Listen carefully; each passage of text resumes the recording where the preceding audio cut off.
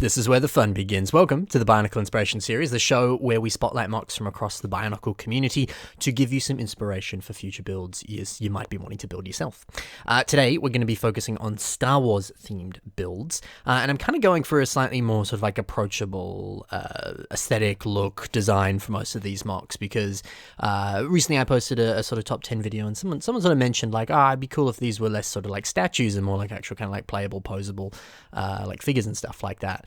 And I thought, it's a good point to, in that sense, that like as nice as it is to see super complex, really difficult to make models, it can be nice to see really kind of approachable stuff in this sense that anyone of any skill set could very easily build. Not to say that the builds are bad because they're more simplistic or whatever. I think honestly there can be some really brilliant kind of craft work to that sort of thing. So yeah, I kind of wanted to touch on that in this specific Star Wars themed episode of the Bionicle Inspiration Series.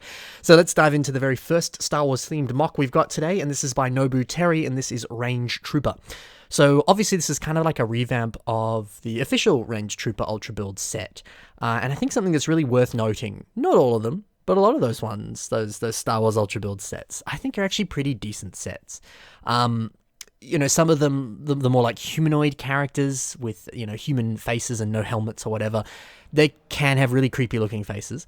But others like the Range Trooper, I think are really well designed.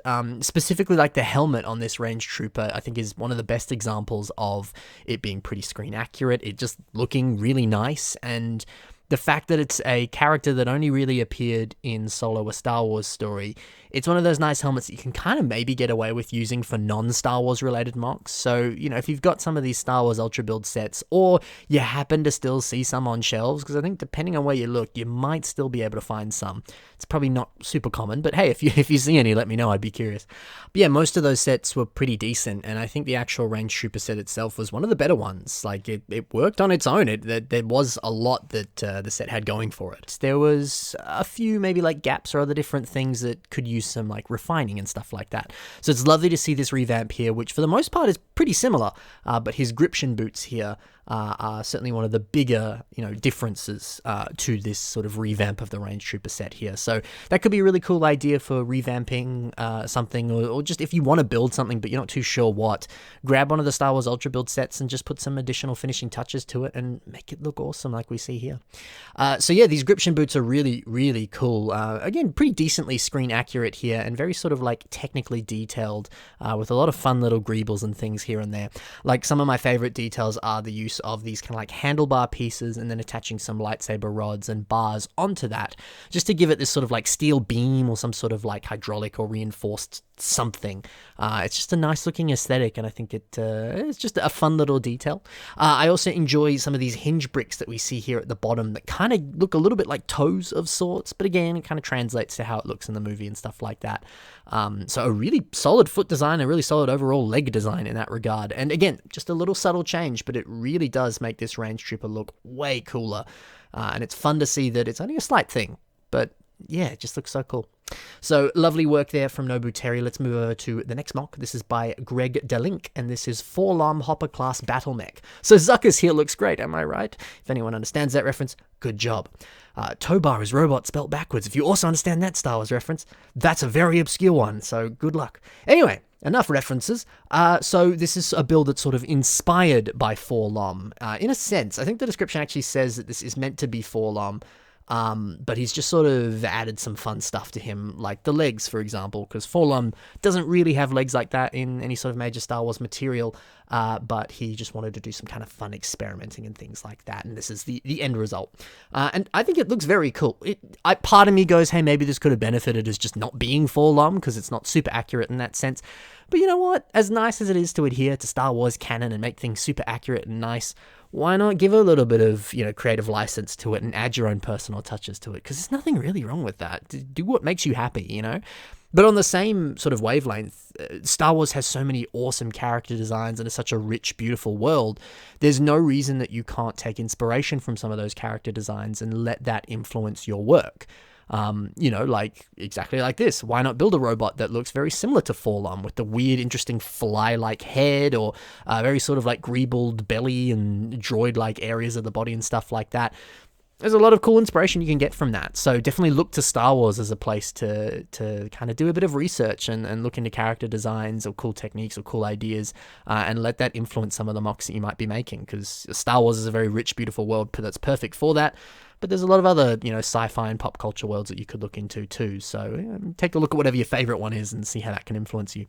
But let's talk about the MOC. So yeah, I think the legs are pretty cool. I like the fact that they sort of flare off on the back here with this sort of grey piston of sorts, with that sort of like circular spanner on the top there. It's just a weird look, but it works well.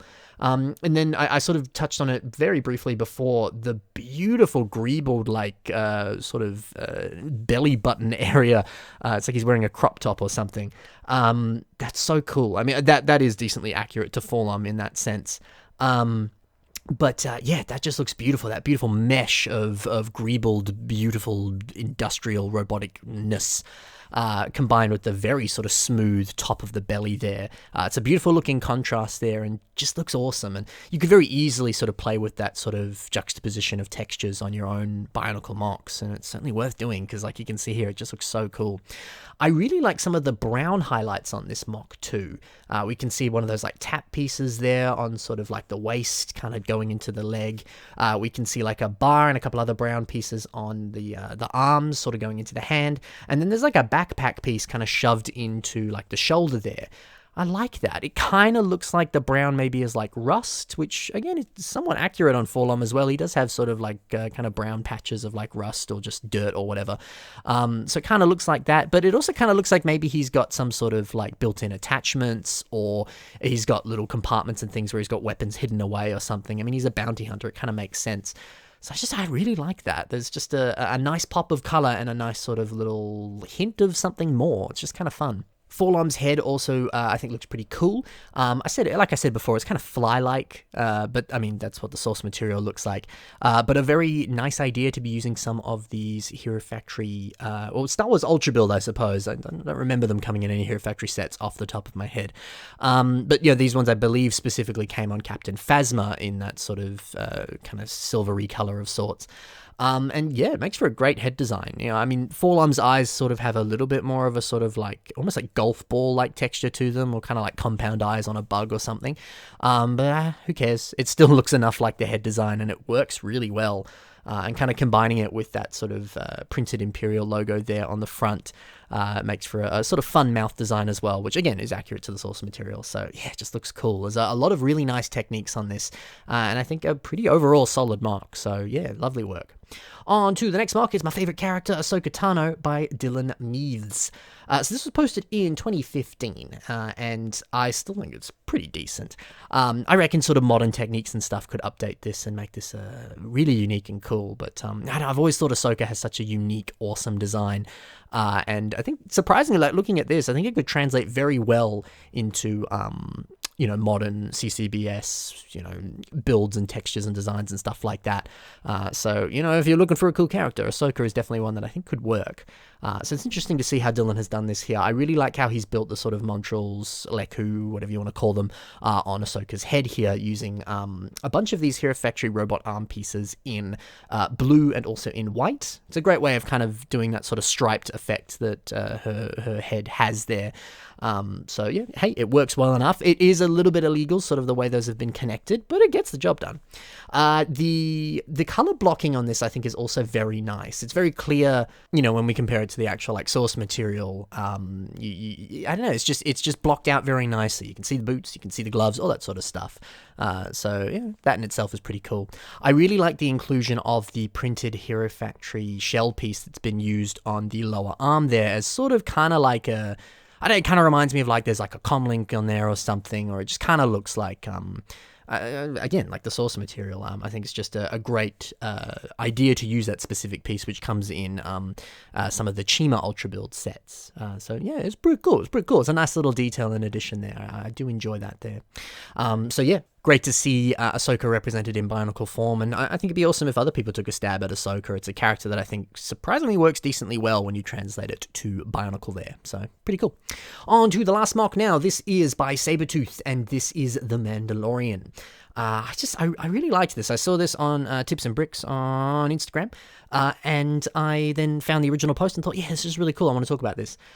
So yeah, it's a fun way of building the Mandalorian in your CCBS Bionicle style. And there's a lot of fun stuff with this. Like the helmet, of course, is painted. It's just taking Jango Fett's helmet and cutting off that sort of like rangefinder aerial thing. And hey, it's a Mandalorian helmet, so it translates well to the Mandalorian. And it's a pretty decent paint job that he's done there. It'd be pretty easy to do yourself if you wanted to. But of course, I understand painting pieces and stuff like that isn't up everyone's alley, but it works.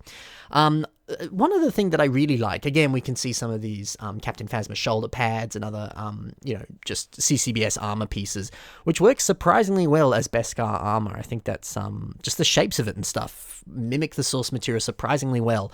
But I love the inclusion of the Nuva torso piece here. There's something about that again, mimics the look of Mando's armor. But I like this on, like, a meta level as well. It reminds me, well, because it is a Toa Nuva armor piece. I remember as a kid when the Toa Nuva got their silver armor, I was like, whoa, it's cool. It's like the same, but they've got, like, cool new armor, and they look all, like, sleek and awesome. And it's basically the same thing as the Mandalorian when he starts off with his more, ragtag-looking armor, and then he does the job and gets the Beskar, and then he looks sick walking into the cantina and stuff like that, So, I don't know, it's just interesting to take the set that had cool silver armor and then apply it to the other guy with cool silver armor. I don't know, it's just, it kind of hits me in the nostalgia in, like, two very distinct fun ways there. Bump the mic, sorry. Hopefully you didn't hear the bump anyway and you didn't notice. Anyway, yeah, I just think there's something kind of fun and meta about that, which is just unique and cool. But yeah, great to see some of these photos here where he's holding up the different guns and things in various poses that he's been in the show, which is just kind of cool. I really like some of the part usages on his Amban pulse rifle here.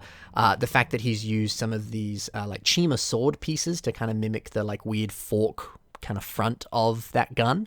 Very nice part use. And then he's also used one of the Bionicle weapon pieces that came on some of the system Bionicle play sets on the back there as well, which not necessarily super accurate, but it still kind of looks cool. And it's always great to remember that those weapon pieces exist because they are technically from Bionicle sets, even though they were the sort of like system counterparts to Bionicle. But they can work super well when you sort of build it into a larger weapon of sorts. So if you've got some lying around, here's a nice way you could possibly use it yourself. I really like that. But yeah, just such a cool way of building Mando in Lego, and the brown and silver color scheme also looks really, really nice, and you could certainly apply that to other MOCs that aren't Star Wars related. I think that's cool. So yeah, a bunch of fantastic Star Wars MOCs in this episode of Biss today. Hopefully you enjoyed. Don't forget, it's Bissmas Christmas time, so if you have any MOCs that you want to see on the show, you can submit them to the email that's currently on your screen, and either I'll put them in the normal Biss episodes that come out every Saturday, or I'll put them in the additional Biss episodes that are coming out as a second one each week. And my aim is to try and have those out every Thursday, but that might vary depending on my schedule and stuff like that. We'll have to wait and see. It's the holidays. It's a busy time.